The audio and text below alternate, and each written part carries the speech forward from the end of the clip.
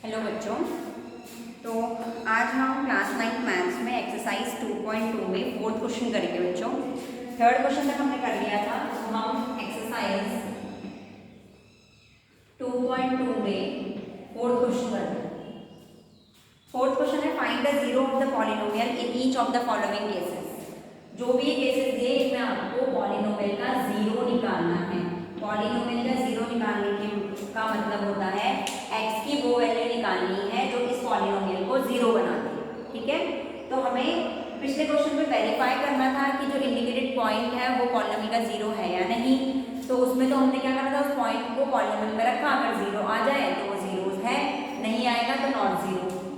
यहाँ पे हमें निकालना है वो पॉइंट कि जहाँ पे ये पॉलिनोमियल जीरो बन जाता है, ऐसा पॉइंट निकालना है। तो इसके लिए सबसे सिंपल सा मेथड है to find zero of this polynomial. इस पॉलिनोमियल का जीरो फाइंड आउट, किसी भी पॉलिनोमियल का जीरो फाइंड आउट करने के लिए आप पॉलिनोमियल को ही जीरो के बराबर रख दो। ठीक है, पॉलिनोमियल क्या है, x प्लस 5। x प्लस 5 को जीरो के बराबर रखेंगे तो x की वैल्यू निकालनी, ये प्लस 5 है उधर जाएगा -5, तो x की वैल्यू आई -5। तो ये जो -5 है ये आपका इस पॉलिनोमियल के लिए जीरो है। तो किसी भी पॉलिनोमियल का जीरो निकालने के लिए आप क्या करते हैं, उस पॉलिनोमियल को जीरो के बराबर रखो और जैसे ही वो पॉलिनोमियल जीरो के बराबर रख दोगे तो वेरिएबल की वैल्यू निकाल लो। वो वेरिएबल की वैल्यू आपके लिए पॉलिनोमियल का जीरो होगी। आई होप आपको क्लियर होगा।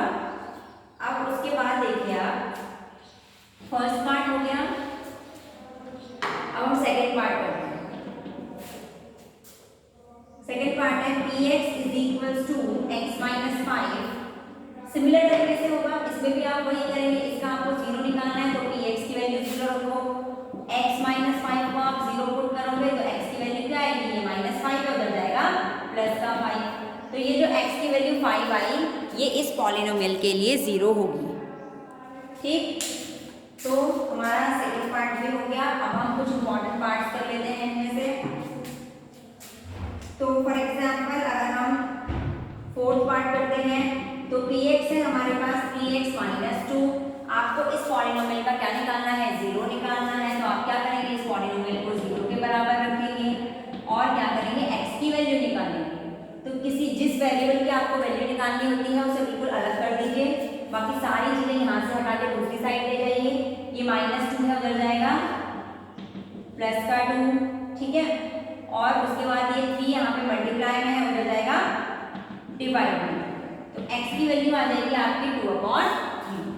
तो ये x की वैल्यू 2/3 इस पॉलिनोमियल के लिए जीरो कहलाएगी। ठीक है, तो फोर्थ पार्ट हमने कर लिया। अब हम कर लेते हैं सिक्स्थ पार्ट। सिक्स्थ पार्ट है हमारे पास px is equals to ax और a is not equal to 0। अब इसका हमें जीरो निकालना है तो हम px को जीरो रखेंगे, मतलब अपने पॉलिनोमियल को जीरो रखेंगे। अब यहाँ पर से x की वैल्यू निकालनी है, a मल्टीप्लाई में है उधर जाएगा डिवाइड में। अब अगर न्यूमरेटर में जीरो होता है तो डिनोमिनेटर में कुछ भी हो कोई फर्क नहीं पड़ता, आंसर हमेशा जीरो आएगा। न्यूमरेटर में अगर जीरो है तो आंसर हमेशा ही जीरो आता है। ठीक है, तो x की वैल्यू क्या आ गई, जीरो। तो x की वैल्यू जीरो जो है वो इस पॉलिनोमियल का जीरो कहलाएगी। इसी तरीके से हम इसका लास्ट पार्ट कर लेते हैं, सेवेंथ पार्ट। सेवेंथ पार्ट है हमारे पास px is equals to cx plus d। इसका हमें जीरो निकालना है तो हम पॉलिनोमियल को जीरो के बराबर रखेंगे, cx प्लस d को हम जीरो के बराबर रखेंगे। यहाँ पे प्लस का d है उधर जाएगा माइनस का d हो जाएगा, c मल्टीप्लाई में उधर जाएगा डिवाइड का होना। तो x की वैल्यू आ जाएगी -d/c। तो ये आपका एक्सरसाइज 2.2 कंप्लीट हो गई है। अब हम एक्सरसाइज 2.3 के लिए थोड़ा बेस फॉर्म करते हैं, किस तरीके से हम करेंगे एक्सरसाइज 2.3। एक्सरसाइज 2.3 में सबसे पहले आती है आपकी रिमाइंडर थ्योरम।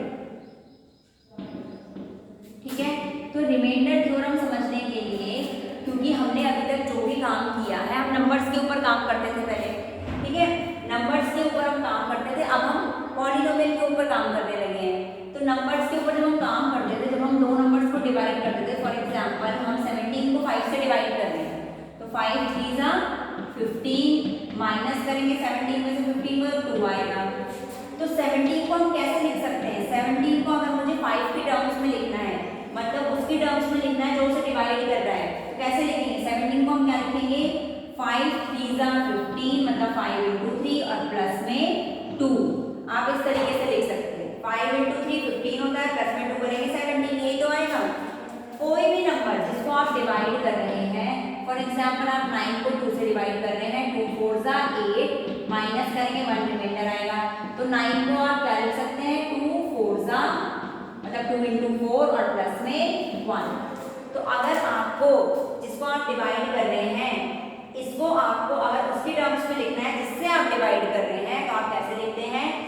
9 को आप क्या लिखेंगे? 2 into 4 प्लस 1, ठीक है, 2 4 जा 8 होता है, प्लस 1 करेंगे 9 आएगा, ठीक है। तो इस तरीके से हम लिख सकते हैं हमेशा किसी भी नंबर को अगर हम इससे डिवाइड कर रहे हैं। फॉर एग्जाम्पल अगर हम 17 को 3 से डिवाइड कर रहे हैं, तो 3 5 जा 15, 2 रिमाइंडर, तो 17 को हम क्या लिख सकते हैं? 3 into 5 प्लस में 2। अब 17 को हम क्या बोलते हैं? जिसको हम डिवाइड करते हैं उसे हम बोलते हैं डिवाइडेंड, ठीक है। जिससे डिवाइड करते हैं उसे हम बोलते हैं डिवाइजर, और इसको हम बोलते हैं क्वोशिएंट, जितने टाइम्स डिवाइड होता है, और जो बच जाता है उसे हम बोलते हैं रिमाइंडर। तो ये चीजें आपको बिल्कुल ध्यान रखनी है। जिसको डिवाइड करते हैं वो डिवाइडेंड होता है, जिससे करते हैं वो डिवाइजर होता है, जितने टाइम्स करते हैं वो क्वोशिएंट होता है, और जो बच जाता है वो होता है रिमाइंडर। तो अब आपको एक चीज दिखाई दी, तो हम डिवाइडेंड को क्या लिख रहे हैं? अभी जो हम लिख रहे थे वो क्या लिख रहे थे? डिवाइडेंड को हम लिख रहे हैं इन दोनों का प्रोडक्ट, इन दोनों का मल्टीप्लाई, इन दोनों का मल्टीप्लाई मतलब ये कौन है? डिवाइजर, इनटू में क्वोशिएंट, और बाद में हम उसमें प्लस कर दे रहे हैं रिमाइंडर। तो ये हमारा एक फॉर्मूला बन गया, dividend is equals to divisor into quotient plus में रिमाइंडर। तो यही फॉर्मूला हमारा कहलाता है रिमाइंडर थ्योरम, ठीक है। मतलब इसकी हेल्प से, डिवाइड की हेल्प से आप क्या करते हैं? किसी भी चीज को क्या कर सकते हैं? फॉर्मूले की हेल्प से आप किसी भी चीज को डिवाइड करके रिमाइंडर निकालते हैं। रिमाइंडर थ्योरम में हम काम क्या करते हैं? यही करते हैं। कोई भी दो नंबर को डिवाइड करा और क्या फाइंड आउट किया? रिमाइंडर फाइंड आउट किया। तो रिमाइंडर थ्योरम का काम ही ये होता है कि रिमाइंडर निकाल सके हम। तो हमारे पास एक फॉर्मूला बन गया। फॉर्मूला क्या है? Dividend is equals to divisor into quotient plus में रिमाइंडर। ये बहुत इंपॉर्टेंट फॉर्मूला है, ये फॉर्मूला आप बिल्कुल ध्यान रखेंगे।